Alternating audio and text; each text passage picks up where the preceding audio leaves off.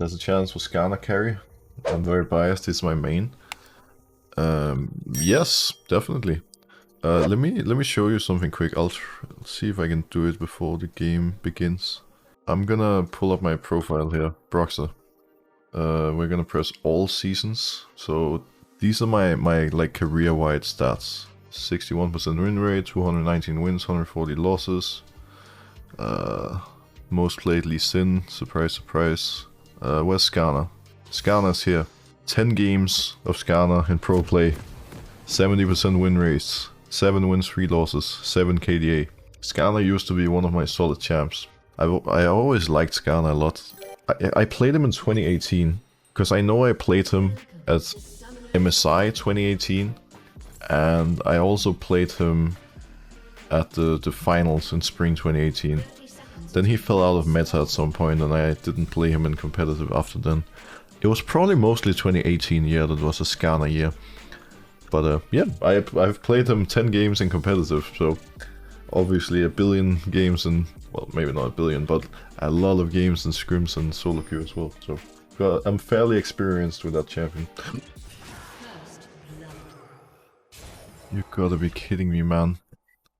This Viego even started W to get the cheese off. No one starts W on Viego, because it's terrible for his clear. But anything to cheese the enemy jungler apparently.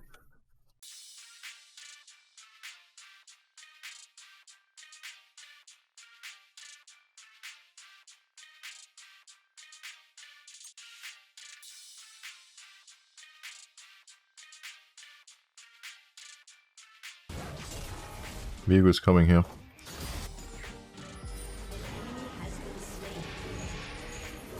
I'm gonna help LeBlanc pushing.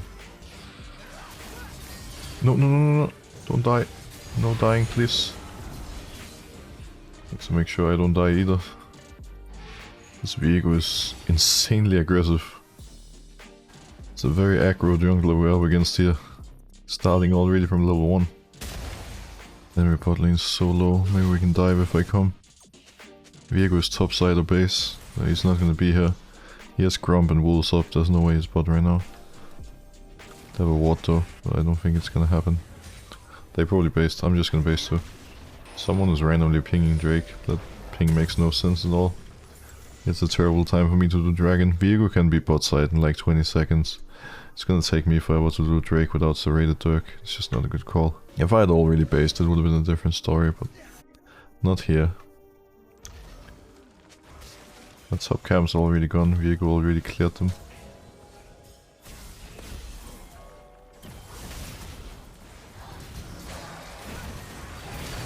Oh, that was a pretty good setup. I think I'll go back to their blue now. Got my level 6, I'll be pretty strong. Enemy support is dead, so Tom can even follow me. But it's just 1v1 anyways. Jax is low, but Graves is gonna have to push in the next wave, and it's a cannon wave, so it's gonna take a while before that hits the turret. If Viego comes, he doesn't have flash. Oh, he went out. I think that's fine. Jax is gonna die for that.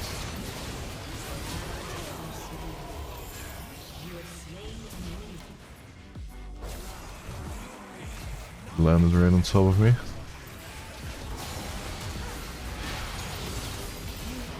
Oh no. Graves is too useless. He's gonna die too. He moved way too late. He forgot to press exhaust. And he didn't ult. He actually was just a minion. Oh, I think we could have won that. We should have won that, rather. And I shouldn't have pinged his exhaust. That was kind of toxic, I'm not gonna lie. Can't believe he didn't use it though. Just finishing my full clear here. Then we can look for Herald.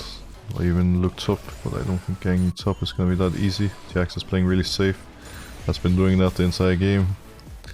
Knows he's an easy target for me. Chunking him now. Maybe we actually will have a chance. He's taking a lot of free damage here. Use the exhaust this time, my boy. Perfect. Exhaust gap. That's a kill. Flash out. Get up this guy. A little bit with those plates. Now I want to get Herald. Is Grump up? Yes, we're gonna take that before. Okay. I'm gonna do wolves in base. I have too much gold, I don't want to fight. Tom really wants to force that play, huh? Okay. Let's see. I guess Tom is tanky enough for this to work. We need to force Jax's E. And we need Tom to tank and not Graves.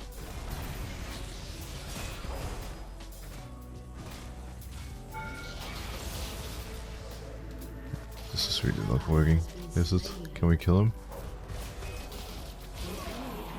Is he alive? Oh my god, it worked. What a miracle. Crazy. That was so spicy. Jin has to get out. He probably realizes it's too late already. He's kind of dead. It's both Psalms, but he's still gonna die. I really hate when people do this. Like when they're 100% dead and then they still waste both of their summoners. It's like they're so desperate trying to, you know, go for an escape that's never gonna happen. But then the problem is that now there's a high chance Viego is gonna come back bottom because he's just a free kill. Can I? Yeah, he's dead.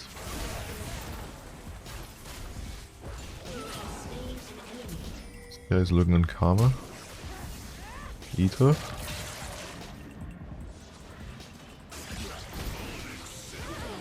Beautiful. Herald is still up. Plays out in 2 minutes, so I'm just gonna base and spend my gold. I think I'll go full lethality this game. They're all really squishy.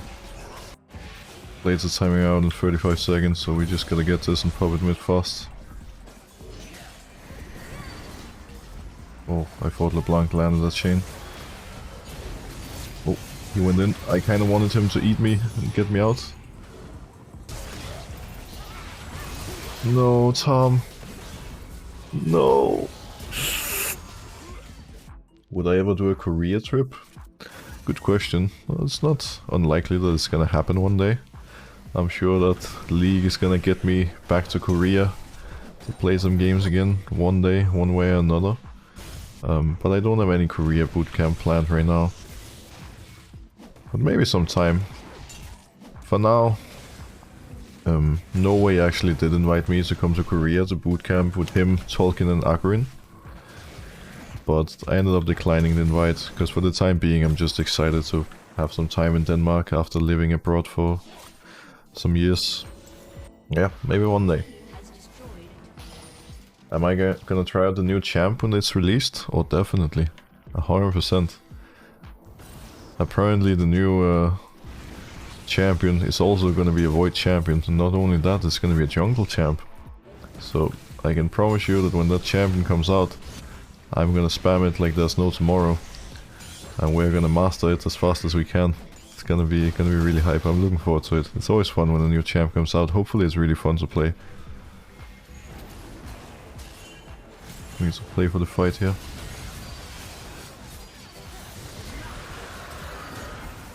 We need to get out. Our Graves is exhausted and our Jax is TPing in. I'm just dead. There's no way I can get out here. My bad, I shouldn't have forced Drake. I should have realized their TP advantage. I had a pretty good start, been making 2 pretty bad mistakes now, dying as a result. Need to step it up a little bit again.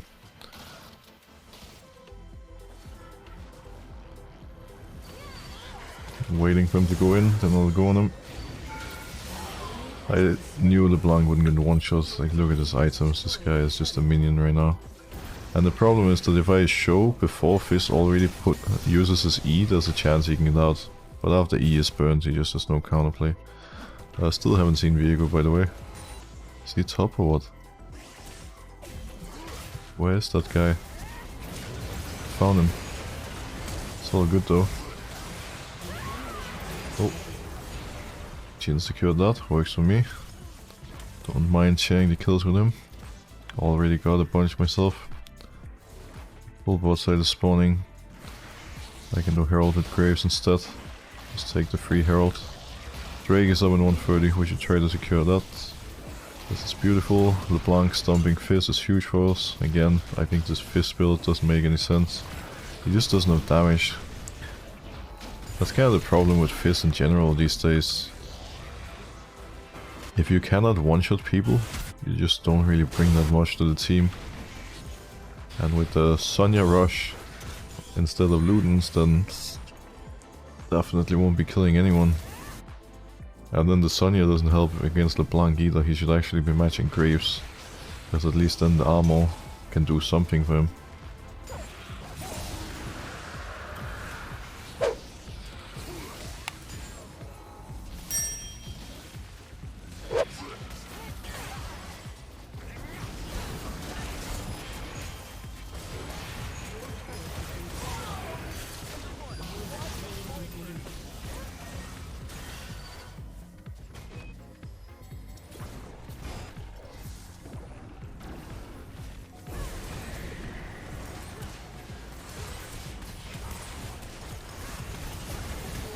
Let's look at Tom.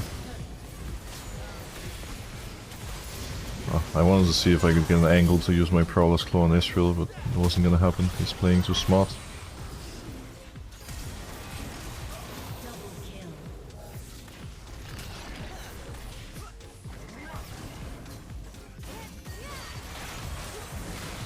Can ult on him though. I have to flash that or he's gonna kill me. He's still kind of looking.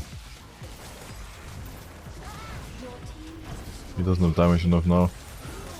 He's just ending. Ah, I wanted my Q up in time, will I? Oh, he got shielded. Can you eat me? Thank you. The Karma Shield saving the day for them. Never mind, he just walked up and died anyways. What on earth? Viego's down there.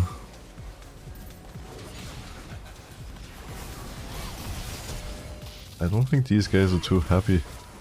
They seem a bit tilted with the way they're playing. We should keep an eye on Baron. Like, with the way these guys are playing, they might just randomly start at some point. For now, it's not gonna happen though. Vision on them. LeBlanc is just waiting to one-shot this kid. Or is she gonna take Karma? It's gonna be Karma.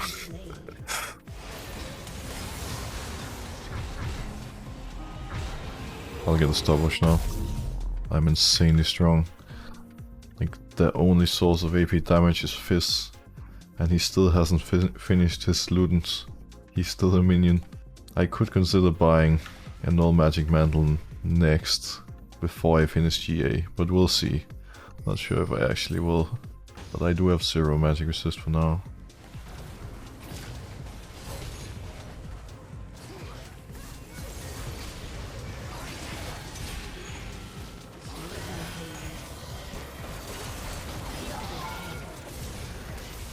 Get in there.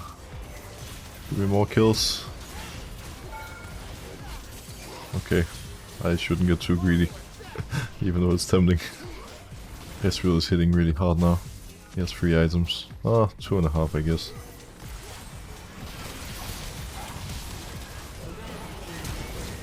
Looks like he's not the only one hitting hard, however. Ah, there we go. Oh. I had some really dumb deaths this game. Died a couple of times in ways that, like, that should just never have happened, but at least I kind of redeemed myself. And we won in the end. That's good. That's very good. G2 beat G1. That's the only game that I can actually say that I watched.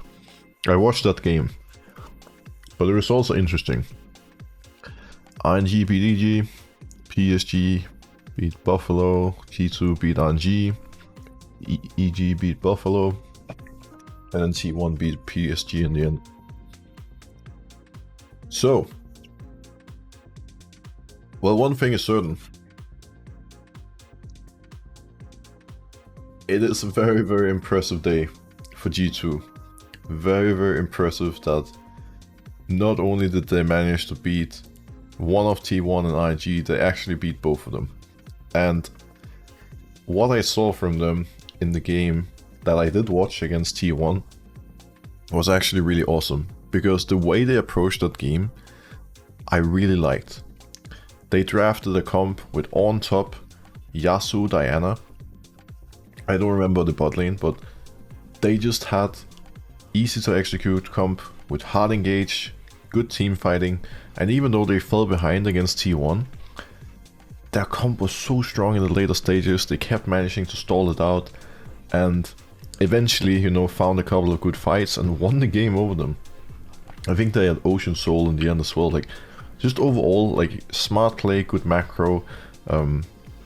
And while Flaget and Tagamas fell behind early, I think they died twice, like, relatively early in the game. You know, it worked out really well. And they had a super nice draft. And yeah, then they beat RNG later, starting 2-0. And not only starting 2-0, but doing so against, you know, Korea and China means that no matter how tomorrow goes, G2 is already in a really good spot. Though I would say that if they manage to beat RNG and T1, they're most certainly going to be the favorites coming into tomorrow. They already went 4-0 against EG in the previous stage of the tournament, and I would assume they can beat the Buffaloes and PSG as well. Now, question is, how far can G2 actually go this tournament? How hyped can we get? Well, I would say as of right now, all EU fans are allowed to get extremely hyped, because this G2 is looking ridiculously strong. But we'll see what happens when we get to the later stages. So okay, playing Kalista Rakan, but oh, that true actually. Well, but that makes sense, right? Because it just works so perfectly with the rest of the comp. They had 5 engaged champions. Even Kalista, you know, with ult can just throw Rakan in there. Just a beautiful, beautiful comp. Very nice. Yankers is so good at the moment. I think all of G2 is extremely good at the moment. All of them, at one point in the playoffs and LEC, everything just clicked for G2 and they just all started looking amazing. Caps was definitely the standout player at LEC playoffs. Think you could even say he has been at MSI so far, but like all of them have been playing like really, really well. All 5. So I wouldn't say credit away from anyone there. And then for NA, well, EG did lose to RNG, which, you know, considering how they looked in the first stage, isn't too surprising. Like, EG just got smacked every game by G2, beat Order from Australia or Oceania, but there's also a very big difference between Oceania and, you know, a team like RNG.